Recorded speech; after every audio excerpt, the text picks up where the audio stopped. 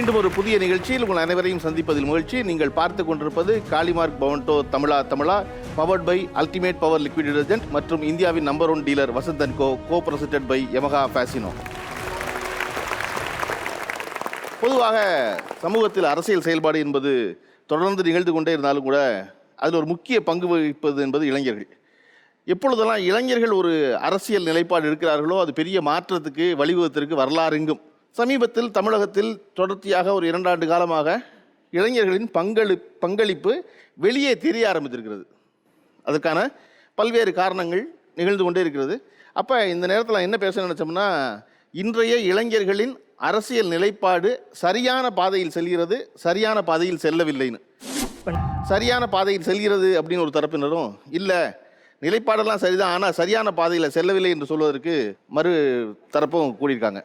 உங்களுடைய கல்லூரியில், அலுவலகத்தில், நண்பர்கள்ட்ட, பணி செய்கிற இடத்துல, எல்லா இடத்துலையும் அந்த இடத்துல அரசியலாக ஒன்று பேசுவீங்கன்னா என்ன பேசுவீங்க? என்ன தலைப்பு பேசுவீங்க அரசியலில்?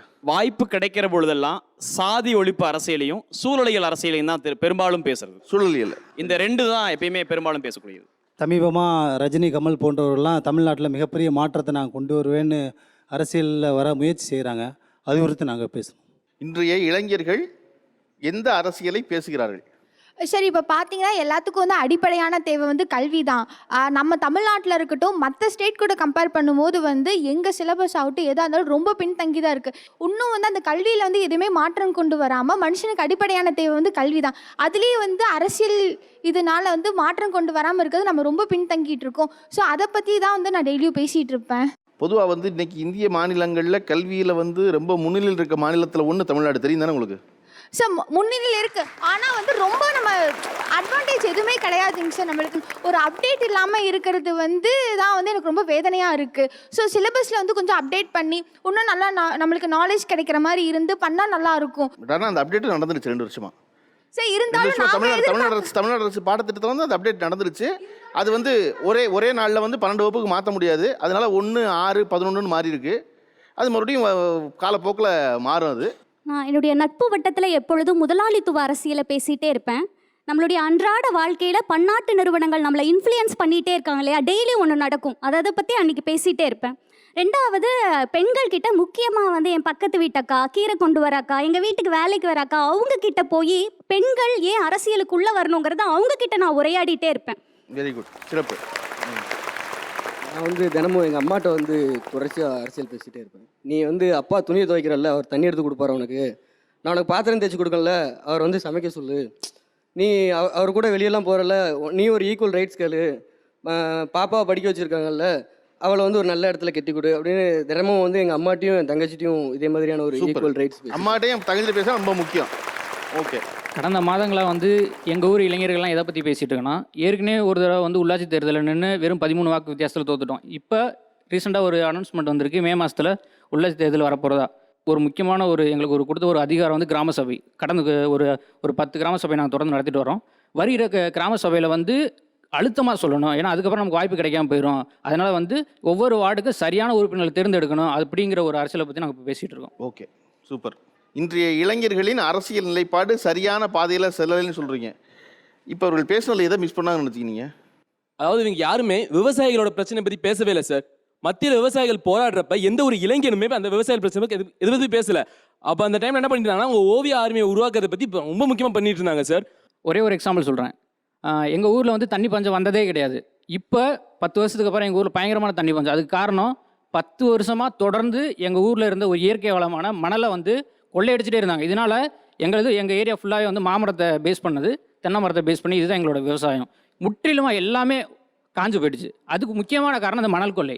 அப்போ நாங்கள் என்ன பண்ணணும், இளைஞர்கள் எல்லா பேருமே இந்த விவசாயத்தை காப்பாற்றணும், மக்களோட அடிப்படை தேவையான தண்ணீரை வந்து கொண்டு வரணும், மீட்டெடுக்கணும். அப்படிங்கிறதுக்காண்டி கிராம சபையில் நாங்கள் இளைஞர்கள் எல்லாம் சேர்ந்து ஒன்றாக போராடி அந்த மணல் கொள்ளை, அப்போ நாங்கள் போட்ட தீர்மானத்துலேருந்து இப்போ வரைக்கும் மணல் கொள்ளை அடிக்கவே படலை. அவங்க விட்ட ஒரு விஷயம் தொடர் வந்துட்டு பெண் குழந்தைகள் மீதான வன்முறைகள், அதிலும் சாதியின் ரீதியாக நடத்தக்கூடிய வன்முறைகள் வந்து யாரும் இங்கே பேசப்படலை. சாதிங்கிறது வீட்டில் இருந்து தான் ஆரம்பிக்கும். முதல்ல ஒருத்தங்களுக்கு சாதி எந்த இடத்துல இருந்து வருதுன்னா வீட்டில் இருந்து சொல்லி தெரிய வருது. ஒன்று அப்பாட்ட இருந்து இல்லாட்டி அம்மாட்ட இருந்து. நாங்கள் வந்து பேசுகிற இடமே வந்து அப்பாட்டி அம்மாட்டியும், ஜாதிலாம் ஒரு பெரிய மேட்ரே இல்லை. எனக்கு யாரை பிடிச்சிருக்கா அவ்வளோதான் நான் கல்யாணம் பண்ணுவேன், உனக்கு ஜாதி பார்த்து கல்யாணம் பண்ணி கொடுத்தாங்க, நீ இன்னும் துணி தந்து வச்சுட்ருக்க அப்படிங்கிற அரசியலை தான் நான் பேசிகிட்டு இருப்பேன். ஸோ இதுதான் அந்த இடத்தோட ஆரம்பம். அது நான் ஒரு அடுத்த கட்டத்துக்கு வரேன். ஒரு காலத்தில் ஒரு 30 வருஷத்துக்கு முன்னாடி ஒரு நாளிதழ் காலில் பார்த்தா தெரியும் என்ன நடந்திருக்கு என்ன இதுன்னு. அதுலேருந்து ரொம்ப தூரம் கடந்து வந்துட்டோம். இன்னைக்கு செய்தி என்பது நாளிதழில் தான் கடைசியாக வருது. எல்லா செய்தியும் நம்ம படிச்சிடறோம் மறுநாள் காலைக்குள்ளே, எல்லாமே நமக்கு வந்து சேர்ந்துருது. தங்களின் அரசியல் நிலைப்பாட்டை கொண்டு போய் சேர்ப்பதற்கு இன்றைய இளைஞர்கள் சமூக வலைத்தளங்களை சரியாக பயன்படுத்துகிறார்களா? சோஷியல் மீடியாஸில் என்னுடைய பின்புலத்தையோ என்னையோ நல்லா தெரிஞ்சு கொண்ட ஒரு நபர் வந்து அவர் ஒரு இயக்கத்தை சார்ந்தவர். அந்த சமயத்தில் அவர் ஒரு இயக்கத்தினுடைய ஒரு தொகுதியில் வேட்பாளர். அவர் நான் ஒரு பதிவு போடுறேன். அந்த பதிவினுடைய தன்மை என்னன்னு கூட தெரியல. முதல் பின்னூட்டமாக சாதியின் பெயரை சொல்லி என்னை அநாகரிகமாக திட்டுறாரு. இன்னைக்கு எல்லாரும் சொல்றது சமூக வலைதளத்துல இளைய சமுதாயம் அதிகமான அநாகரிகமான கெட்ட வார்த்தைகளை யூஸ் பண்றாங்கன்னு. இந்த சொசைட்டி 100-200 வருஷ காலமா கெட்ட வார்த்தைகளை உருவாக்கி வச்சிருக்கு. இன்னைக்கு இருக்கிற இந்த 20 வயசு பையனை நீ ஏன் பேசுறேன்னு கேட்கறத விட இந்த சொசைட்டியோட ஸ்ட்ரக்சரை மாத்துறது முதல் வேலை. கெட்ட வார்த்தைகளை இந்த சமுதாயத்துக்கு கொண்டு வந்து சேர்த்தது அவங்க இல்லையா? அவங்கெல்லாம் இன்னைக்கு நல்லவங்களா தப்பிச்சுட்டு இளைஞர்கள் கெட்ட வார்த்தை பேசுறாங்கன்னு சொல்றது எந்த வகையில நியாயம்? சமூக வலைத்தளங்களை முழுக்க கெட்டதாக தான் பயன்படுத்துறாங்க அப்படின்னு சொல்றதே முதல்ல தப்பு. அதன் மூலமா எவ்வளவு நல்லதை ரீச் பண்ண முடியுமோ பண்றாங்க. சில தவறு நடக்க தான் செய்யும். சமூகத்துல சரியும் தவறும் இருக்கும். தவறு கொஞ்சம் அதிகமாகவே நடக்கும். அதுக்காக தவறு பண்றாங்கிறத நிராகரிக்கிறத விட்டுட்டு இந்த வாப்பா இதுதான் சரியான வழின்னு கூட்டிட்டு போகணுமே தவிர திரும்ப அவனை விட அதிகமான வசைப்பாடுதலை எடுத்தோம் அப்படின்னா அவன் நம்ம வழிக்கு வரவே மாட்டான். இப்போ நான் வந்து என்னோட தாய்மொழி தமிழ் கிடையாது. இப்போ நான் 2 வருஷமாக அதிகமாக சோஷியல் மீடியாவில் என்ன பார்த்துட்டு வரேன்னா, தமிழ் பேசுகிறவங்க மட்டும்தான் தமிழ்நாட்டில் இருக்கணுன்ற ஒரு பாயிண்ட் வந்து ரொம்ப அது எப்படி சொல்கிறேன்னு தெரில. 23 வருஷம் நான் இருந்த தமிழ்நாட்டில் இப்போ 2 வருஷமாக நான் இருக்கிறதுக்கு பயமாக இருக்குது எனக்கு. இந்த சூழ்நிலை கிரியேட் பண்ணியிருக்காங்க. அவங்கள நீங்கள் ஃபாலோ பண்ணுறீங்க, கமெண்ட் பண்ணுறீங்க, நல்லா தான் பேசுகிறீங்க. யாரும் ஒருத்தர் கூட அப்படி சொல்லக்கூடாதுன்ற மாதிரி ஒரு ப்ரொட்டஸ்ட்டோ கூட வேணாம். ஒரு வாய்ஸாச்சும் நீங்கள் ரைஸ் பண்ணுறீங்களா? அதுக்கு யாராச்சும் பதில் சொல்லுங்கள். நான் ஒரு சின்ன எக்ஸாம்பிள் சொல்கிறேன். பஸ்ஸில் நான் ஒரு ட்ராவல் பண்ணுறேன். ஒரு ஹிந்தி பையன் ஒருத்தங்கிட்ட கேட்குறான், ஹிந்தி தெரிஞ்சவங்க கிட்ட. அவனுக்கு ஹிந்தி தெரியல. சாலிகிராமம் போகணுன்னு சொல்லி அவன் கேட்குறான். அவனுக்கு ஒரு டவுட்டுன்றதால 3 தடவை அவன் கேட்குறான். அப்போ உங்களோட கொஞ்சம் வயசான ஒரு 35 to 40 இருக்கும். அவர் அப்யூசிவாக ஒரு வேர்ட் சொல்கிறாரு. ஹிந்திக்காரனுக்குலாம் நீ எதுக்குப்பா அட்ரஸ் சொல்கிறேன்னு சொல்கிறாரு. இதை எதிர்த்து பஸ்ஸில் ஒருத்தரும் கேட்கல. அதுக்கு சிரிக்கிறாங்க. எனக்கு வந்து கேள்வி கேட்கணும்னு தோணுச்சு. அப்போ அவர் என்னை திருப்பி நீ தமிழான்னு கேட்டுருவாரான்ற ஒரு பயம் அங்கே வந்தது. இதுக்கு காரணம் சோஷியல் மீடியா தான். உங்களுக்கு அது மனவலியை ஏற்படுத்தி இருந்ததுன்னா அதுக்கு நாங்கள் உண்மையாகவே வருத்தப்படுவோம். சரியா? இதை விட மனவலியெல்லாம் நாங்கள் அங்கே போய் வாங்கிட்டு வந்திருக்கோம். ஆனால் அதுக்காக நாங்கள் உங்கள் மேலே வெறுப்பை காமிக்கவே இல்லை. ஒரே ஒரு விஷயம் நீங்கள் திரும்ப புரிஞ்சுக்கணும். தமிழ் பேசுகிறவங்க மட்டும் வாழுங்கன்னு சொல்லலை. இங்கே இருக்கிற பாதி தொழில் பிற மாநிலத்தவர்கள் கையில் தான் இருக்குது. எங்களை போட்டு சொரண்டாதீங்க, நீங்களே எல்லாத்தையும் எடுத்துட்டு எங்களை கீழே தள்ளாதீங்க அப்படின்னு சொல்லி கேட்குறாங்க. அது தப்பு இல்லை. சோஷியல் மீடியாவை இன்றைய இளைஞர்கள் தங்களின் அரசியல் செயல்பாட்டிற்கு சரியாக பயன்படுத்துகிறார்களா? அதாவது இன்றைக்கி எப்படின்னா வேலெடுத்தவன்லாம் வேட்டைக்காரன் அப்படின்னு நினச்சிட்டு இருக்காங்க. அதே மாதிரி ஒரே ஒரு செடியை வச்சுட்டு அவன் வந்து மிகப்பெரிய விவசாயி அப்படின்னு நினச்சிட்டு இருக்காங்க.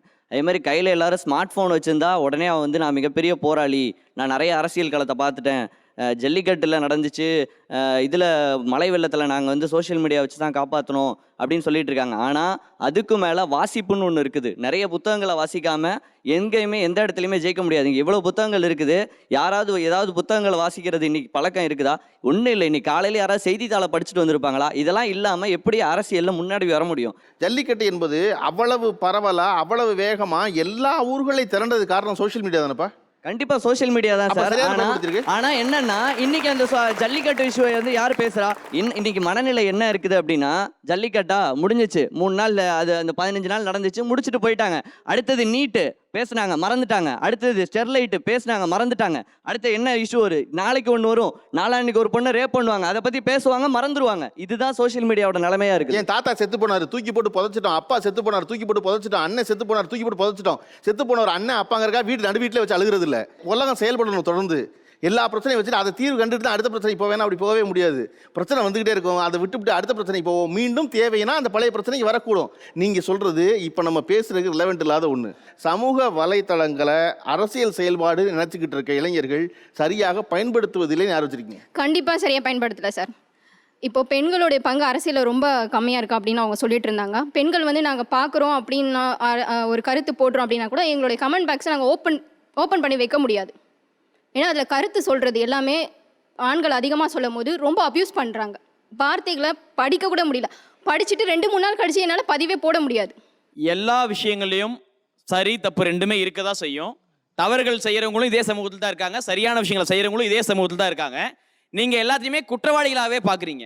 நாங்கள் அதை தாண்டி வந்து இந்த வேலைகளை செய்யணும்னு சொல்லுவோம். அதே சோஷியல் மீடியாவில் இன்னைக்கு நாளைக்கு ஒரு போராட்டம் பண்ணணும், ஒரு விஷயம் நடந்துருச்சுன்னா அந்த போராட்டத்துக்கு உடனடியாக வாங்கன்னு கூப்பிடுற தலைமா இன்னைக்கு சோஷியல் மீடியா தான் இருக்குது. சமூக வலைதளங்கள்ல வர்ற அந்த வன்முறைகளை எதிர்க்கிற புறக்கணிக்கிற திராணி இருக்கிறவங்களால மட்டும்தான் அரசியலுக்குள்ள வர முடியும். ஆணோ பெண்ணோ அதை வந்து காரணம் காட்டி நம்ம அரசியலுக்கு வர முடியாதுன்னு ஒதுங்கிக்க முடியாது. சமூக வலைத்தளத்துல பெண்களுக்கு எதிராக அவங்க பயன்படுத்த ட்ரை பண்ணுவாங்க. அதே சமூக வலைத்தளத்தை பெண்களுக்கு எதிராக ஒடுக்க நினைக்கிறாங்க சார். அது உங்களுக்கு புரியல சார். அதை நம்ம ஒடுக்கணும். இல்ல அது அவங்களுக்கு புரிஞ்சிருச்சு, உங்களுக்கு தான் புரியல. என்னன்னா பெண்கள் வந்தோன்னு முதல்ல சொல்லப்படுற வார்த்தை என்னன்னா, இவளை பத்தி எல்லாம் எனக்கு தெரியாதான்னு ஆரம்பிப்பான். அப்படி ஆரம்பிச்சு அவங்களை ஒடுக்குறாங்க. அதை சொன்னா அதைத்தாம சொல்றேன். எடுத்தோன்னு அது ஒண்ணுதான் ரொம்ப எளிமையான வலிமையான ஆயுதம். ஒரு பெண் பேச வந்தா முதல்ல அதான் சொல்லுவான், இவளை பத்தி எல்லாம் எனக்கு தெரியாதான்னு. அதைத்தான் அவங்க சொல்றாங்க. அவன் அப்படித்தான் பேசுவான். சோஷியல் மீடியாவில் மட்டும் இல்லை, சோஷியல் மீடியா இல்லாத பொழுதே அவன் அதைத்தான் பயன்படுத்தினான். இப்போ ரொம்ப வன்மையாக பயன்படுத்தினான். அதையெல்லாம் கடந்து தான் வரணும். நான் வர்றதுன்னு முடிவு பண்ணிட்டேன், நான் வேலை பார்க்குறது முடிவு பண்ணிட்டேன் சமூகத்துக்கு. அப்போ இதையெல்லாம் நான் காதில் வாங்கிக்க மாட்டேன்னு சொல்கிறாங்க. சரிதானம்மா? ஒரு பொண்ணை வந்து இப்படி தான் பண்ணுவாங்கன்னு சொல்கிறது வந்து ரொம்ப தப்பாக இருக்குது சார். பொண்ணு நைட்டு வெளியே போனால் ரேப் பண்ண தான் செய்வாங்க, அதையும் கடந்து போகணும். இது அப்படி தானே இருக்குது. அவங்க சொல்ல வர்றது, அவனை ஹராஸ் பண்ண ட்ரை பண்ணுறான், அதுக்கு நான் பலியாக மாட்டேங்கிறாங்க. ஹராஸ் பண்ண ட்ரை பண்ணல, ஹராஸ் பண்ணுறான். ஆன்லைனில் ஹராஸ் பண்ணுறாங்க. எடுத்த உடனே ஒரு பொண்ணு அப்படின்னா அவளோட வந்து ஒழுக்கத்தை பற்றி பேசுகிறாங்க. அது ஹராஸ்மெண்ட் தானே. How to over come it? How to over come it? They have to change. இந்த சேஞ்ச் வந்து வீட்டிலேருந்து ஆரம்பிக்கணும், பசங்கள்ட்ட இருந்து ஆரம்பிக்கணும். அதை தான் அவங்க சொல்கிறாங்க. நீங்கள் சொன்னதே தான் அவங்க சொல்கிறாங்க. ஹராஸ் பண்ணுறாங்களா? ஆமாம், ஹராஸ் பண்ணுறாங்க. How to over come it அப்படின்னா அதை பிள்ளைகளோட உட்காந்து பேசணும். இங்கே அவனை இதெல்லாம் செய்வான், செஞ்சால் 2 அற அவனை. சரியா? அவன் கையை பிடிச்சி கில்லு, மூஞ்சியில் முளை அப்படி தூவு, நான் அப்படித்தானே எதிர்த்து நில்லு, முடிஞ்சா சட்டையை மடக்கி விடு அப்படிங்கிறது தான் அவங்களும் சொல்கிறாங்க. இதை கண்டு நீ இது நின்றாதங்கிறாங்க அவங்க. இப்போ ரீசெண்டாக வந்து பெரியாரை பற்றியோ அம்பேத்கரை பற்றியோ இத்தனை இளைஞர்கள் பேசுகிறாங்கன்னா அதுக்கு ஒரு இம்பார்ட்டன்ட் ரீசன் வந்து சோஷியல் மீடியா. அதை வந்து நம்ம வந்து இது பண்ண முடியாது. அதே நேரத்தில் ஹிஸ்ட்ரியை வந்து தப்பாக மேனிப்புலேட் பண்ணி ரிசர்வேஷன்னால தான் கேஸ்ட் வந்திருக்குன்னு சொல்கிறதும் சோஷியல் மீடியா தான். நம்மளுக்கு கிட்ட தான் இருக்கு அந்த சோஷியல் மீடியாவை எப்படி யூஸ் பண்ணணும், எந்த இது கரெக்ட், எந்த இது தப்பு, ஃபேக்சுவல் ஒப்பீனியன் ரெண்டு இருக்கு. இது கரெக்ட். இப்போ என்ன இவங்க சொல்றது என்னன்னா, செய்தியை வந்து பரவலா எல்லாருக்கும் உடனடியாக தெரிய வைப்பது வந்து சமூக வலைத்தளங்கள் தான், சோஷியல் மீடியா தான். அப்படிங்கும்போது தவறான அரசியலையும் தவறான கருத்துலையும் இவ்வளவு வேகமா பரப்ப முடியுது இல்லையா? அப்ப தப்பு இல்லையாங்கிறாங்க. இன்றைய இளைஞர்களின் அரசியல் நிலைப்பாடு சரியான திசை நோக்கி செல்கிறதா, தவறான திசை நோக்கி செல்கிறதா என்று நாம் அரங்கத்தில் பேசிக் கொண்டிருக்கும் இதே வேளையில் ஜீ தமிழின் வலைத்தள பக்கங்களில் நேரடியாக ஒரு வாக்கெடுப்பு நடந்து கொண்டிருக்கிறது. உங்கள் கருத்துக்களை நீங்கள் அங்கே சென்று பதிவு செய்யலாம். ஜீ ட்விட்டர், ஜீ ஃபேஸ்புக், ஜீ இன்ஸ்டாகிராம் பக்கங்களில் நேரலையாக வாக்கெடுப்பு நடந்து கொண்டிருக்கிறது. உங்கள் வாக்குகளை அங்கே பதிவு செய்யலாம். இப்போ சோஷியல் மீடியா பற்றி சொல்லியிருந்தாங்க அவங்க. சோஷியல் மீடியா பார்த்தீங்கன்னா நாங்கள் வந்து ஒரு குழு அமைச்சிருக்கோம். நாங்கள் வந்து தஞ்சாவூர் மாவட்டத்தில் ஆம்பலாப்பட்டுங்கிற ஒரு கிராமம். எங்களுக்கு நடந்த நிகழ்வு நான் சொல்கிறேன். அதில் பார்த்தீங்கன்னா நாங்கள் வந்து ஒரு குழு அமைச்சிருக்கோம். எப்போனா கஜா புயல் ஆனதுக்கப்புறம் அந்த குழு அமைச்சோம். அந்த குழு அமைக்கிறப்ப பார்த்தீங்கன்னா டெல்டா மாவட்டத்தில் அனைத்துமே முற்றிலுமே அழிஞ்சிச்சு சார். ஸோ எங்களுக்கு வந்து பார்த்தீங்கன்னா குழந்தைங்களுக்கு பால் இல்லை, இந்த மாதிரியான சூழ்நிலைகள், சாப்பாடு இல்லை, அந்த மாதிரி சூழ்நிலை இருக்கிறப்ப வெளிநாட்டில் இருக்கிற இளைஞர்கள் எப்படி எங்களால் தொடர்பு கொள்ள முடிஞ்சிச்சுன்னா எல்லாமே ஒரு சோஷியல் மீடியா தான். இப்போ நாங்கள் ஒரு வாட்ஸ்அப் குழு ஆரம்பித்தோம். அந்த வாட்ஸ்அப் குழு மூலமாக எல்லாருமே அட்மின் ஆக்கணும். ஸோ அப்படிங்க எனக்கு 10 பேர் தெரியும், என் நண்பருக்கு 10 பேர் தெரியும், எல்லாருமே ஊரில் இருக்க எல்லா இளைஞரும் தெரியாது. ஸோ பார்த்தீங்கன்னா 2 நாளில் பார்த்தீங்கன்னா 240 பேர் சேர்ந்தோம் சார். 240 பேர் சேர்ந்து 10 நாளில் 25 லட்ச ரூபா கலெக்ட் பண்ணோம். 25 லட்ச ரூபா கலெக்ட் பண்ணி மக்களுக்கு தேவையான எலக்ட்ரிக்கல் கவர்மெண்ட் அரசு வந்து சப்போர்ட் பண்ணாங்க. அரசோடு சேர்ந்து அந்த எலக்ட்ரிக்கல் அந்த கம்பத்தெல்லாம் இளைஞர்கள் எல்லாம் ஒன்று கூடி அதை வந்து நட்டு அதுக்கப்புறம் 10 நாளில் கரண்ட் வர வச்சேன் சார். நம்ம பார்த்த சமீபத்திய உதாரணம் தான். கஜா புயலில் வந்து என்னென்னா பல பேர் வந்து இன்னாருக்கு இன்னார் இந்த இடத்துல சிரமப்படுறாங்க, இதுக்கு வந்து இது உதவி செய்யுன்னு கேட்ட பொழுது கீழே வந்த மேக்ஸிமம் கமெண்ட் என்னென்னா, நான் எங்கேயோ இருக்கேன், இதெல்லாம் ஒன்று நான் சரி பார்க்க வேண்டியது இல்லை, நீ சொன்னேன்னா சரியாக தான் இருக்கும், நான் அக்கௌண்ட் நம்பர் அனுப்பு, நான் உனக்கு பணம் அனுப்பிச்சிட்றேன் அப்படின்னு தெரியாத ஆட்களுக்கெல்லாம் பணம் அனுப்பிச்சது தான் அதிகம் சோஷியல் மீடியாவில். நம்ம அரசியலும் சேவையும் தனியாக பிரித்து பார்க்கணும். சேவை என்பது வேறு, அரசியல் என்பது வேறு. ஏன்னா இப்போ இன்னைக்கு முன்னாடி இங்கே புயல் வந்துச்சு, மழை வந்துச்சு சென்னையில், எல்லாரும் கவர்மெண்ட்டே எதிர்பார்க்குறப்ப எல்லா இளைஞரும் போய் சேர்ந்து பண்ணாங்க. அது வந்து வாழ்த்துறோம். அதுக்கப்புறமா வந்து ஜல்லிக்கட்டு போராட்டத்தை பெருசாக பேசுகிறாங்க. முழுக்க போராட்டத்துக்கு ஆதரவு எல்லாமே அரசாங்கம் தான். எல்லா இடங்கள்ல உட்காந்தாங்க. தமிழ்நாடு முழுவதும் தெரு தெருக்கு உட்காந்து எந்த இடத்துலையும் காவல்துறை வந்து எதுவும் கேட்கல, எதுவும் பண்ணலை. இன்னைக்கு இந்தியாவோட சட்டத்தில் எப்படி இருக்குது, 10 பேர் ஒரு இடத்துல கூடி நின்றாலே அவங்க மேலே வழக்கு போடலாம். அவ்வளோ பெரிய போராட்டம் நடந்து அரசாங்கம் எதுவும் கண்டுக்கல. இது மட்டுமல்ல, ஜல்லிக்கட்டு மட்டுமல்ல தமிழருக்கான பிரச்சனை. ஏன் காவிரி பிரச்சனைக்கு நீங்கள் போராடலை? சார் நீங்கள் பார்த்துக்கிட்டிங்கன்னா இப்போ ஆப்போசிட்டில் உட்காந்துட்டு இருக்க எல்லாருமே வந்து மெஜாரிட்டேரியன் வியூ. சமூக வலைத்தளங்களில் மைனாரிட்டி வியூஸ்க்கான ரெஸ்பெக்டும் ஸ்பேஸும் இல்லைன்றது தான் என் கருத்து. இந்த மெஜாரிட்டேரியன் கருத்து பார்த்தீங்கன்னா எல்லாருமே வந்து அவங்களோட இண்டிவிஜுவாலிட்டியை லூஸ் பண்ணிட்டு எல்லாரும் போய் மெஜாரிட்டேரியன் கூட சேர்ந்துக்கிறாங்க. இவங்க எல்லாருமே வந்து ஃபேக்ட் செக் பண்ணாங்களா அப்படின்னு தெரியல. இப்போ நான் வந்து சென்னையில் படிக்கிறேன். சென்னையை சுற்றி எதனா பிரச்சனை இல்லை சோஷியல் இஷ்யூஸ் இருந்ததுன்னா என்னால் போய் பர்சனலாக கலந்துக்க முடியும். இப்போ நெடுவாசலை பற்றி என்னால் வந்து அங்கே போயிட்டு தெரிஞ்சுக்க முடியாது. அதே மாதிரி தான் தூத்துக்குடியும், அதே மாதிரி தான் மற்ற பிரச்சனைகளும். ஸோ இவங்க என்ன பண்ணுறாங்கன்னா மெஜாரிட்டேரியன் பக்கம் சைட் பண்ணிக்கிறாங்க. ஸோ சேஃப்டி ரீசன்ஸ்க்காக யாருமே சுயமாக யோசிச்சு மைனாரிட்டி வியூஸை ஸ்ட்ராங்காக வைக்கிறது இல்லைன்றது தான் என்னோட கருத்து. அவர் சொல்ல வருது, சோஷியல் மீடியா என்பது பெரும்பான்மையான உணர்ச்சிகளின் பின்னாடி நிற்கிறதா தான் இருக்குது.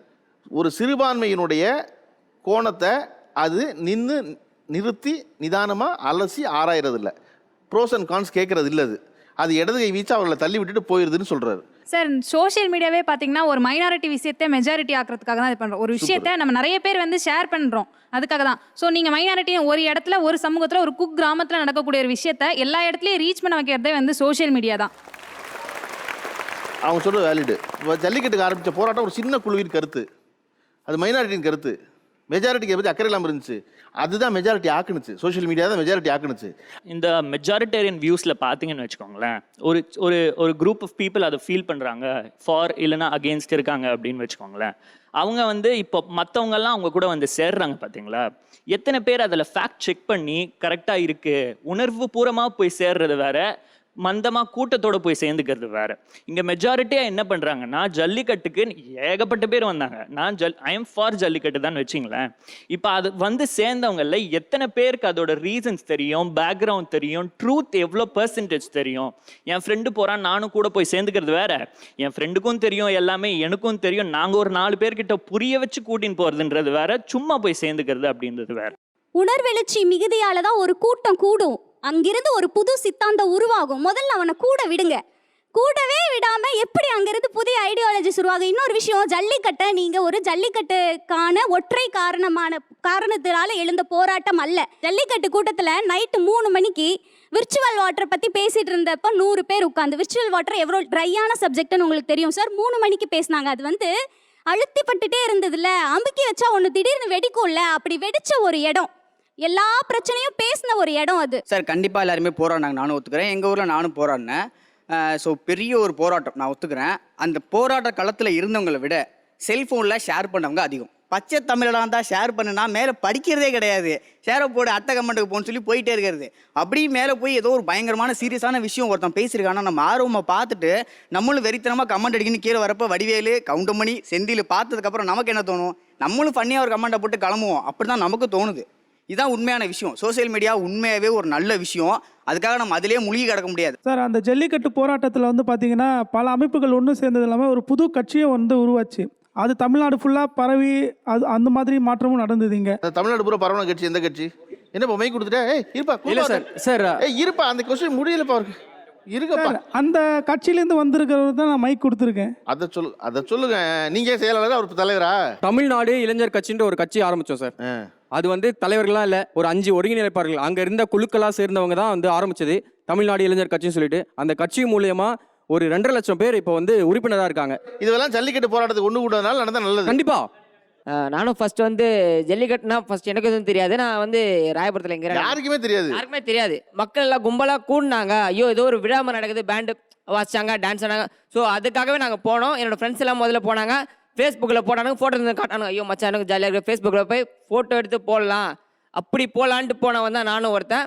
எனக்குள்ளேயும் ஒரு சில ஆசைகள்லாம் இருந்தது. எப்பயுமே ஜாலியாக சுற்றிட்டு இருக்க ஃப்ரெண்ட்ஸுங்களோட விட்டுட்டு நம்மளும் ஏதாவது மாற்றம் பண்ணுவோமா, நம்மளும் ஒரு ஹீரோவாக நிற்போமா அப்படின்னு நான் பிளாட்ஃபார்மாக தேடிட்டு தான் இருந்தேன். அப்படி தேடிட்டு இருக்கும்போது தான் வந்து ஜல்லிக்கட்டு போராட்டம், நிறைய போராட்டம் இருந்தது.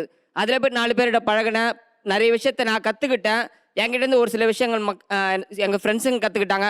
ஸோ இப்படி இருந்து ஸ்டெப் பை ஸ்டெப்பாக வந்தேன். முதல்ல எப்படி எங்கள் ஏரியாவை மாற்றுறதுன்னு பார்த்தேன். ஸோ வந்து பேசிக் பிரச்சனை எடுத்தேன். முதல்ல குப்பையை ரோட்டில் கொட்டுறாங்க, குப்பையை இது பண்ணோம். அது மாதிரி ரோடு பிரச்சனையாக இருக்குது, ரோடு பிரச்சனை தீர்த்த ஒரு 3 ஏரியாவுக்கு ரோடு போட்டு கொடுத்தேன். அது மட்டும் இல்லை, அதை வந்து எங்கள் ஏரியா வந்து ஸ்லம் போர்டு தான், அதை வந்து லெவல் மாற்றணும்னு சொல்லிட்டு வந்து இப்போது எங்கள் ஹவுசிங் போர்டை டெவலப் பண்ணிட்டோன்னு சொல்லிட்டு பண்ணிகிட்டு இருக்கேன். இத்தனை அரசியல் செயல்பாடுக்கு தொடக்கம் வந்து ஜல்லிக்கட்டு தான். அதுதான் ஜல்லிக்கட்டு தான்.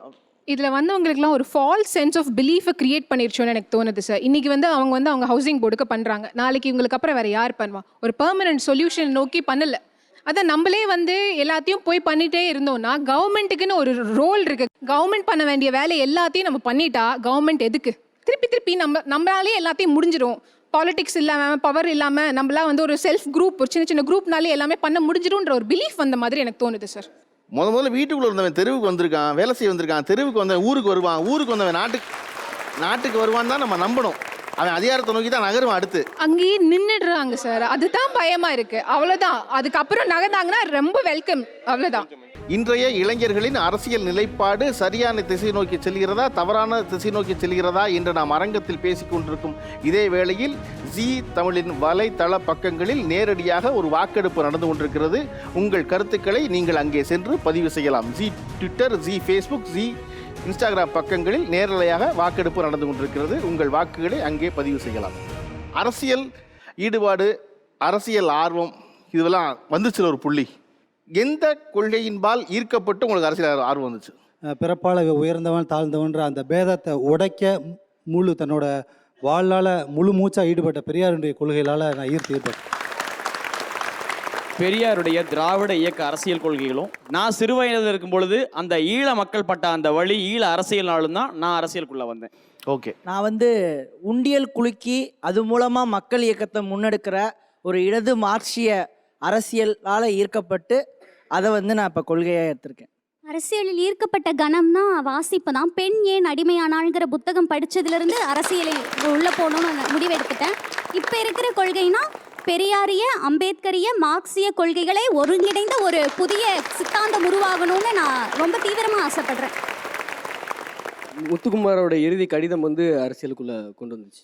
முத்துக்குமாரோட கடிதம் அறிஞர் அண்ணா சொன்னது போல், தம்பி மக்களிடம் சென்றிடு, அவர்களோடு வாழ்ந்திடு, அவர்களுடைய ஆசைகளை அறிந்திடு, அவர்களுடைய தேவைகளை புரிந்து கொண்டு அங்கிருந்து உன்னுடைய அரசியல் பயணத்தை தொடங்கணும்னு சொல்கிற அந்த கொள்கையில இருந்து தான் என்னுடைய அரசியல் நான் தொடங்குறேன். ஓகே, இவங்க சொல்லும்போது கிளியராக மார்க்சிய, அம்பேத்கரிய, பெரியாரிய கூட்டுக்கலவை தான் நான் விரும்புகிற அரசியல்னு சொல்கிறாங்க. அது அவர்களுக்கு கிளியராக சொல்ல வருது. இந்த இளைஞர்கள் தங்களுடைய அரசியல் நிலைப்பாட்டில் சரியான பாதையில் செல்லலன்னு எப்படி சொல்லுவீங்க? சார், இவங்க வந்து கொள்கையோட அரசியல் பேர் பேசுகிறவங்க குறைவாக தான் இருக்காங்க. ஆனால் நிறையா பேர் என்ன இளைஞர்கள் என்ன நினைக்கிறாங்கன்னா, தனிமனித அரசியல். இன்றைக்கி நடிகர் கட்சி ஆரம்பிச்சிட்டாங்க, அந்த நடிகர் ஆரம்பிச்சா இந்த நடிகர் ஆரம்பிச்சிட்டா அவங்க என்ன கொள்கையும் சொல்ல கிடையாது. என்ன கொள்கையும் தெரியாமல் அவங்க பின்னாடி அரசியல் போயிட்டு இருக்கிறாங்களே ஒழிய எந்த புரிதலும் கிடையாது. பொதுவான இளைஞர்கள் என்ன கொள்கை இருக்குன்னா, ஊழல் தான் ஒழிப்போம், லஞ்சம், நாட்டில் மட்டும் லஞ்சம் மட்டும் ஊழல் தான் பிரச்சனையாக இருக்குது, மற்றபடி இந்த ஜாதிய பிரச்சனை கிடையாது. இடஒதுக்கீடு பற்றி யாருக்கு எந்த புரிதலும் கிடையாது. இடஒதுக்கீடு பற்றி பேசணும்னு சொல்கிறாங்க, அது இடஒதுக்கீடு எதுக்கு? பொருளாதார அடிப்படை இடஒதுக்கீடு தான் வேணும்னு சொல்கிறாங்களா? அடுத்து நிறைய பேர் சொல்லுவாங்க, ஜாதியை வந்து ரிசர்வேஷன் வந்தனால தான் ஜாதி இருக்குது, நீ இப்போ பள்ளி சான்றிதழில் ஜாதி கேட்கலாம் ஜாதி ஒழிஞ்சுன்னு சொல்லுவாங்க. ஜாதி அங்கேயே இருக்குது. ஜாதி நீ கல்யாணம் பண்ணுறதுலேருந்து வீட்டு சாமி சடங்கு எல்லாத்துலேயும் ஜாதி இருக்குது. அதை எல்லாம் ஒழிக்காம இது நடக்காது. அப்போ அதை பற்றி பேச கிடையாது. நான் என்ன சொல்கிறேன்னா, தப்பாவது அவன் அரசியல் பேசட்டுமேன்றேன். அவன் சரியான ஒரு இடத்துக்கு வருவான். படிக்கும்போது கல்லூரி காலத்தில் இலவசத்துக்கு எதிரான கவிதையை எழுதி பேச்சு போட்டியில் பேசி கைத்தட்டல் வாங்கியிருக்கேன் நான். அப்போ அது தப்புன்னு எனக்கு தோணுச்சு. இன்னைக்கு அது இலவசம் இல்லை, மக்கள் நல திட்டம் அப்படிங்கிற ஒரு புரிதலுக்கு நான் வந்துட்டேன். இன்னைக்கு அது தப்புன்னு தோணுது. நான் அரசியல்ல இருந்து என்னை வந்து தவறான ஒரு ஆளுன்னு ஒதுக்கி இருந்தா, நீ எல்லாம் அரசியல் பேசவே கூடாதுன்னு என்னை ஒதுக்கி இருந்தா அது எனக்கு கிடைச்சிருக்காது. எனக்கு என்னுடைய நட்பு வட்டத்தில் இருக்கவங்க எனக்கு இதுதான் சரின்னு புரிய வச்சாங்க. நம்மளுடைய வேலை அவங்களுக்கு கொண்டு போய் சரியானதை புரிய வைக்கிறதே தவிர அவங்கள தப்பானவங்கன்னு சொல்லி நிராகரிக்கிறது இல்லை.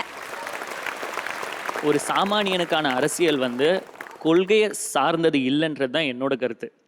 இப்போ அந்த அம்மா சொல்லும்போது சொன்னாங்க, நான் வந்து மார்க்சிய, அம்பேத்கரிய, பெரியார் அரசியலை தான் ஃபாலோ பண்ணுவேன் அப்படின்னு சொன்னாங்க. அதை கேட்கும்போது நான் என்ன ஃபீல் பண்ணுறேன்னா, அவங்க ஒரு குழப்பத்தில் இருக்காங்க அப்படின்றத நான் ஃபீல் பண்ணுறேன். மார்க்சியோன்றது ஒரு பெரிய அரசியல் இது.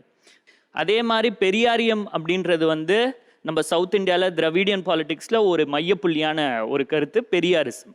இது எல்லாத்தையும் எப்படி இவங்க வந்து இது பண்ணி குழம்பிக்கிறாங்களே ஒழிய ஒரு சாமானியனை காம்ப்ளிகேட் பண்ணி அவனுக்கு புரியாத அரசியலை தான் இவங்க பண்ணிக்கிட்டு இருக்காங்க அப்படின்னு எனக்கு தோணுது. நான் அவங்க பதில் சொல்லுவாங்க அதுக்கு முன்னாடி நான் ஒன்றே ஒன்று சொல்கிறேன். தாஜ்மஹால் ரொம்ப அழகா, அதுக்கு கல் ஒரு இடத்துல இருந்து வரல தெரியுமா? அதுக்கு கல் உலகத்தில் வேறு வேறு இடத்துல வந்துச்சு.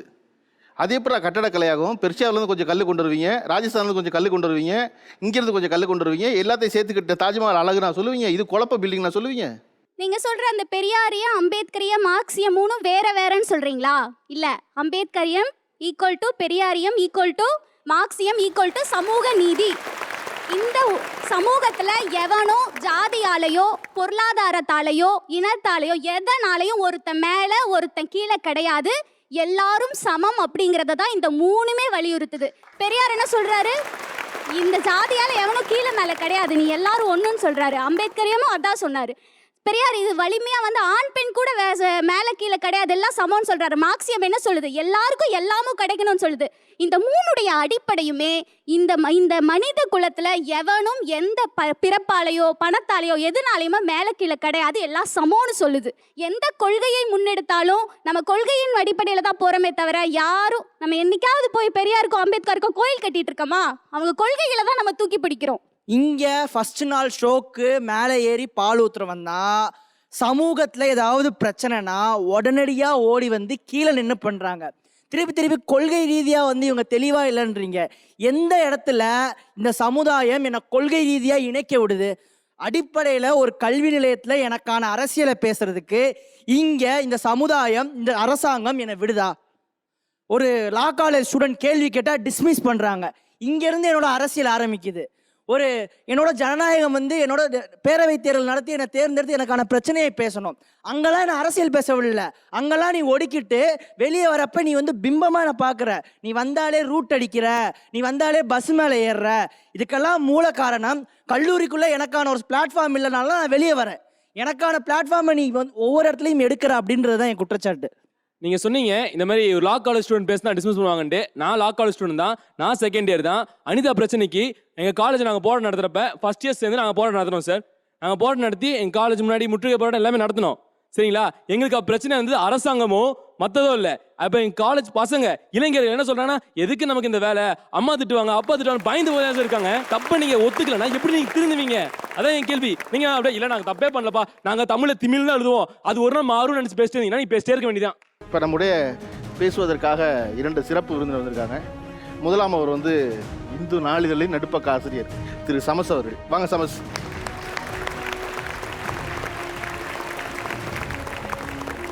அவரோடு இணைவதற்காக நம்முடைய மே 17 இயக்கத்தின் ஒருங்கிணைப்பாளர் திருமுருகன் காந்தி அவர்கள் வந்திருக்கிறார்கள்.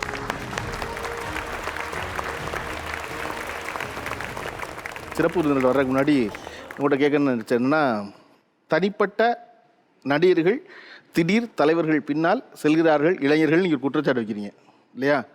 அதுக்கு வலுவாக எங்கிட்ட சொல்கிறதுக்கு ஒரு வரியில் இருக்குது, இதை செய்கிறாங்கன்னு சொல்கிறது யார் இருக்குது? அணிதிரட்டுறவர் வந்து எந்த பின்புலத்தை சார்ந்தவர் என்கிற அடிப்படையில் இளைஞர்கள் பின்னாடி போகிறாங்க. சாதி, மதம், மொழி, இனம், இந்த அடிப்படையில் தன்னுடைய தலைமை இந்த சாதியை சார்ந்தவர், இந்த மதத்தை சார்ந்தவர், இந்த மொழியை சார்ந்தவர், இந்த இனத்தை சார்ந்தவர் அப்படிங்கிற அடிப்படையில் இளைஞர்கள் அணி திரள்றாங்க அப்படிங்கிறத நான் சொல்கிறேன். அப்படி எந்த இடத்துல எல்லாம் அப்படி திரள்றாங்கன்னு நினைக்கிறீங்க நீங்கள்?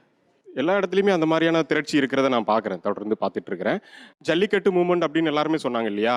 அந்த ஜல்லிக்கட்டில் பல்வேறு விஷயங்களை பழகணும் பேசணும் அப்படின்னு சொன்னாங்க.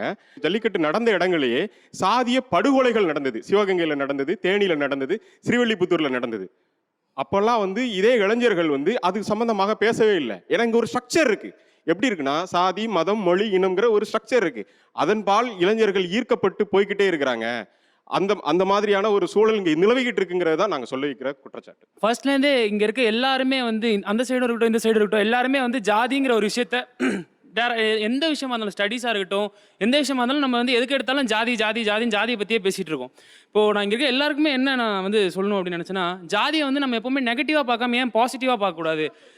அந்த காலத்துலேருந்தே ஒரு நிமிஷம், அந்த காலத்துலேருந்தே நம்ம ஜாதிங்கிற ஒரு விஷயத்த ஃபாலோ பண்ணிட்டு தான் இருக்கோம். ஓகேங்களா? ஸோ ஜாதிங்கிறத இதைத்தான் தம்பி அவர் நல்ல வார்த்தையாக சொன்னார்.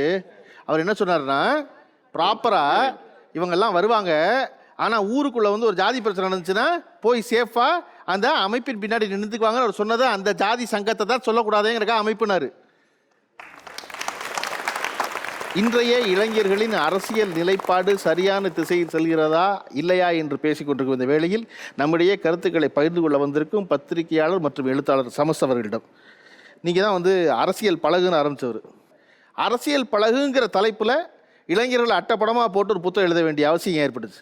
2016 தேர்தல் சமயத்தில் இந்திய தேர்தல் ஆணையமும் இந்து தமிழ் பத்திரிகையும் இணைஞ்சு தமிழ்நாடு முழுக்க மாணவர்கள்ட்ட ஒரு அரசியல் விழிப்புணர்வை உண்டாக்குறதுக்காக ஒரு தொடர் நிகழ்ச்சிகளை ஏற்பாடு செஞ்சுருந்தாங்க. தமிழ்நாடு முழுக்க உள்ள கல்லூரிகளில் ஏறத்தாழ ஒரு 25,000 மாணவர்களோடு இப்படி ஒரு கலந்துரையாடல் நடத்துகிறது தான் அந்த நிகழ்ச்சியினுடைய மையக்கரு. பல இடங்களில் மாணவர்கள்ட்ட பேசும்போது அவங்க அரசியல்னாலே ஊழல் அப்படின்னு சொல்லி சத்தம் போடுவாங்க, அரசியல் வேணாம் அப்படின்னு சொல்லி சத்தம் போடுவாங்க. உங்களுக்கு பிடித்த தலைவர்கள் யார் அப்படின்னு சொன்னால், தமிழ்நாட்டு தலைவர்கள் அப்படிங்கிறது வந்து கிட்டத்தட்ட காமராஜரோடு அருந்துரும். காமராஜர் வந்து எளிமையானவர், அதனால் எனக்கு பிடிக்கும்னு பலர் சொல்லுவாங்க. ஆனால் காமராஜருக்கு அப்புறம்னு கேட்டிங்கன்னா அவங்களுக்கு யாருக்குமே தெரியாது. காமராஜர் எளிமையானவர், காமராஜரை காட்டிலும் ஒரு எளிமையானவர் இருந்தார், அவர் அண்ணா. ஆனால் அவர் வரலாற்றில் புதைக்கப்பட்டார். அண்ணாவை பார்த்த எல்லோருமே முதல் பதிவு எப்படி இருக்கும்னா, சட்டை ஒழுங்காக பட்டன் போட்டிருக்க மாட்டார், கீழ் பட்டனுக்கும் மேலே உள்ளது கீழே இருக்கும், இங்கே மூக்குப்பொடி கரை இருக்கும். நான் போனேன் ஒரு மண்டபத்தில் வந்து வெறும் தரையில் கையை வச்சு தூங்கிட்டு இருந்தார், இப்படி தான் அண்ணாவை பார்த்தேன்னு சொல்லுவாங்க. ஒரு சமூகத்தில் அரசியல்வாதிகள் அப்படிங்கிறவங்க ஒரு வகையில் தகப்ப மாரி, அவர்கள் தான் முன்னெடுத்துட்டு போகிற குடும்ப தலைவர் மாதிரி அவங்க தான். அவர்களை பற்றி பெருமையாகவோ அவர்களை பற்றி மதிக்கத்தக்கதாகவோ கருதாத ஒரு சமூகம் அடிப்படையில் தாழ்வு மனப்பான்மையில் உள்ளார அடங்கியிருக்கு அப்படின்னு அர்த்தம். இந்த தாழ்வு மனப்பான்மையிலேருந்து வெளியேற்றணுங்கிறது தான் அரசியல் பழகு புத்தகத்தினுடைய மைய நோக்கம் அமைஞ்சு. ஒரு சம்பவம் சொல்லலாம். காந்தி ட்ரெயினில் வராருன்னு சொன்னால் 2 பக்கமும் கூட்டம் இருக்கும். அந்த கூட்டம் அந்த ட்ரெயின் கிராஸ் பண்ணும்போது காந்தி வெளியில் வராரு இல்லைங்கிறதுனால அப்படியே விழுந்து கும்பிட்டு எந்திரிக்கும். அவங்களுக்கு யாருக்கும் காந்தினா என்ன, வரலாறு என்ன, அது எல்லாம் இல்லை. ஆனால் பெருமதியோடு பார்த்தார்கள், தலைவர்களை பெருமதியோடு பார்த்தாங்க, விமர்சனம் இல்லாமல் இல்லை. ஆனால் ஒரு அரசியல் தலைவர் என்பவர் அவர் யாராக இருந்தாலும் சரி, தன்னுடைய வாழ்க்கையை பெரும்பகுதியை சொசைட்டிக்காக கொடுத்துட்டு வெளியில் வரார், அவரை பெருமதியோடு பார்க்கணும்னு இருந்துச்சு. இன்றைக்கி நமக்கு அது இல்லை, எல்லாரையுமே இழிவாக பார்க்குறோம். நமக்கு அவங்க பெருமதியோடு பார்க்க முடியலைங்கிறது தான் கஷ்டம். பெருமதி உள்ளீடு இல்லாத இடத்துல பிம்பங்கள் பெருசாகிடும், போலி பிம்பங்கள் இன்னும் பெருசாகிடும். உங்கள்கிட்ட இந்த கேள்வி என்ன கேட்கணும்னு நினச்சேன்னா, இன்றைய இளைஞர்கள் சமீப காலமாக கண்டிப்பாக அரசியல் பேசுகிறார்கள், அதில் வந்து ஒரு குழப்பமும் இல்லை. அந்த இளைஞர்கள் நேற்றைய இளைஞர்களை விட ரொம்ப வலுவான ஆளுகளாக சிந்திக்கிறவங்களா டிஃப்ரெண்ட்டாக தோணுது அவங்களுக்கு? அரசியல் பேச நிறைய விரும்புகிறாங்க. ஆனால் நேற்றைய இளைஞர்கள் சொன்னவங்க வந்து அது குறித்த ஆழமாக ஒரு வாசிப்பையும் ஒரு விவாதத்தையும் வச்சிருந்தாங்க. இன்றைக்கு வந்து ஒரு மேலோட்டமான ஒரு அரசியல் விவாதங்களை தான் பார்க்க முடியுது. ஆனால் அரசியல் ஆர்வம் இருக்குது என்பதுதான் மிகப்பெரிய ஆரோக்கியமான ஒன்றாக இருக்கிறது. அவர்கள் அரசியலை பற்றி பேச விரும்புகிறாங்க. ஆனால் அது குறித்தான ஒரு முழுமையான பயிற்சி கிட்டத்தட்ட 20 வருடங்களாக அரசியலற்ற சூழலை தான் நம்ம பார்த்துருக்குறோம். நான் கல்லூரியில் படித்த பொழுது எனக்கு சீனியராக இருந்தவங்க அரசியல் களத்தில் நின்று இருக்கிறாங்க, போராடி இருக்கிறாங்க. அங்கே மாணவர்களுடைய அரசியல் விவாதங்கள் நடக்கக்கூடிய இடமா இருக்கும்.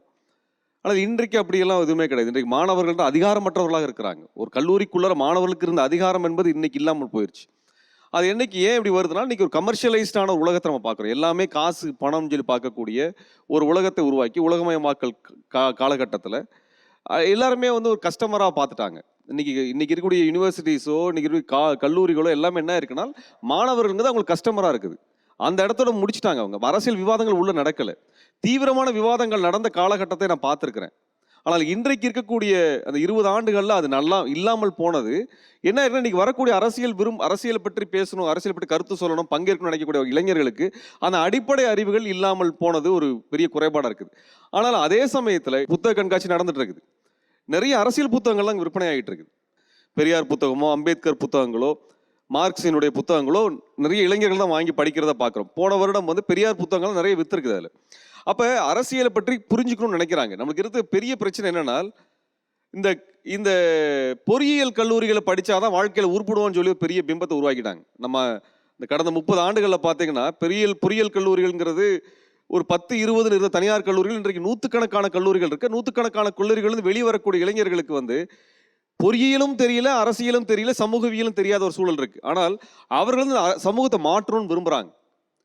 அவர்கள் இது குறித்தான தத்துவங்களை படிப்பது என்பது தேவை. நீங்கள் இன்னைக்கு இன்ஜினியரிங் படிக்கணும்னா இன்ஜினியரிங்கில் தேவையான நியூட்டன் விதிகளை படிக்கணும், ஐன்ஸ்டீன் விதிகளை படிக்கணும், நீங்கள் அல்ஜீப்ரா படிக்கணும், இன்டகிரேஷன் டிஃபரன்சியேஷன் படிக்கணும்லாம் தெரிஞ்சு வச்சிருக்க மாதிரி அரசியலை பேசுவதற்கும் நீங்கள் மார்க்ஸ், பெரியார், அம்பேத்கர் படிக்கணுங்கிறது ஒரு அடிப்படை. அது இல்லாமல் நீங்கள் அரசியல் பேசிட முடியாது. அரசியல் புரிஞ்சுக்கிறது வேற, அரசியலை ஆழமாக நின்று நீங்கள் ஒரு நிலைப்பாடு எடுக்கிறதுங்கிறது வேற. இன்று இளைஞர்கள் வர்றது ரொம்ப மகிழ்ச்சியாக இருக்கிறது.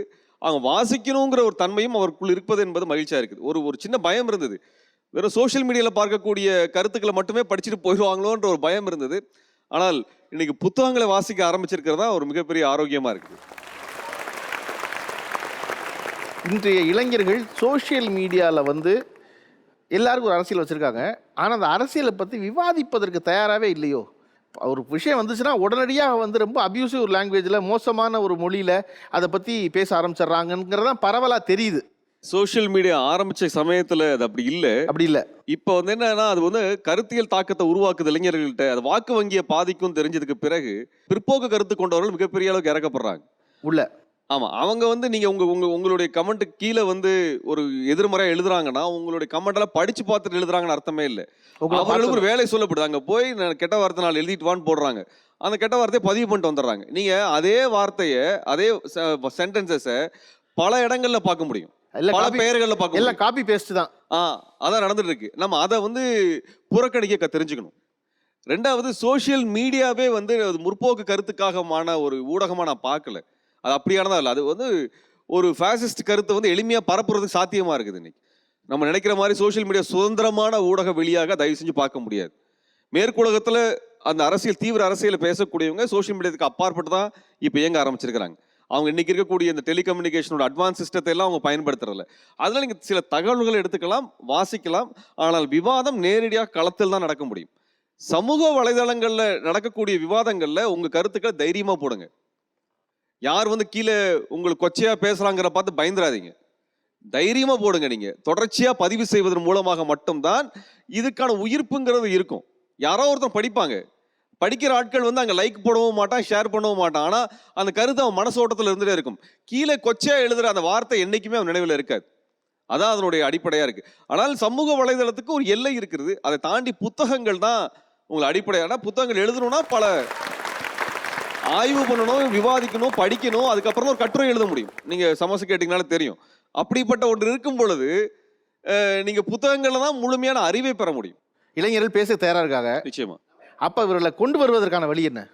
இது அத்தனை தடையை மீறி மறுபடியும் திரண்டு தான் ஆகணும். நம்ம ஒரே இடம் தான். நம்ம மறுபடியும் கல்லூரியிலேருந்து ஆரம்பிப்போம், பள்ளிக்கூடங்கள்லேருந்து ஆரம்பிப்போம், மறுபடியும் அரசியல் பேச ஆரம்பிப்போம். அது பேசுவது தான் இன்னைக்கு இருக்கக்கூடிய ஒரே வழிமுறை. ஒரு காலத்தில் வந்து உன் டிசி தர மாட்டேன், உன் டிகிரி முடிக்க முடியாது, வேலை வாங்க முடியாத மிரட்டினாங்க. இன்னைக்கு டிகிரியும் தேவையில்லை, டிசியும் தேவையில்லை வேலை வாங்குறதுக்கு. அதனால இதையெல்லாம் தாண்டி நீங்க சஸ்பெண்ட் பண்ணாலும் சரி அல்லது அரியர் கொடுத்தாலும் சரி, நான் அரசியல் பேசுவேங்கிற முடிவை மாணவர்கள் எடுக்கணும், இளைஞர்கள் எடுக்கணும். கேட்டா அப்பா அம்மா விட மாட்டாங்க, வீட்டில் கமிட்மெண்ட் இருக்குது, அப்பா அம்மா வந்து இதெல்லாம் வந்து ஏத்துக்கிறது இல்லைன்னு சொல்றாங்க. அப்பா அம்மா சொல்ற அத்தனையும் நம்ம வந்து பண்றது கிடையாது. அப்பா அம்மா மீறி தான் நம்ம வந்து பல விஷயங்களை பண்றோம். அப்படிதான் நம்ம பல மாற்றங்களை பத்தி பேச ஆரம்பிக்கிறோம். அதுபோலதான் மீறி பொதுவெளிக்கு வரணும்னு நினைக்கிறோம். நான் பெரியாரை படிச்சு நான் சமூக நீதி ஏத்துக்கிட்டேன், நான் அம்பேத்கரை படிச்சு சமூக நீதி ஏத்துக்கிட்டேன், மார்க்சியத்தை படிச்சு வர்க்கத்தை ஒழிக்கணுங்கிற இடத்த நான் ஏத்துக்கிறேன், ஏற்றத்தாழ்வை மறுக்கணுங்கிறத ஏத்துக்கிறேங்கிற இடத்துக்கு நீங்க ஜனநாயகப்பட்டீங்கன்னா சமூகம் மாறிடும். அதான் அடிப்படையாக எனக்கு பார்க்குறேன். சபஸ், ஃபேஸ்புக்கில் இருக்க இன்றைய இளைஞர்களின் மொழி பற்றி நீங்கள் என்ன நினைக்கிறீங்க?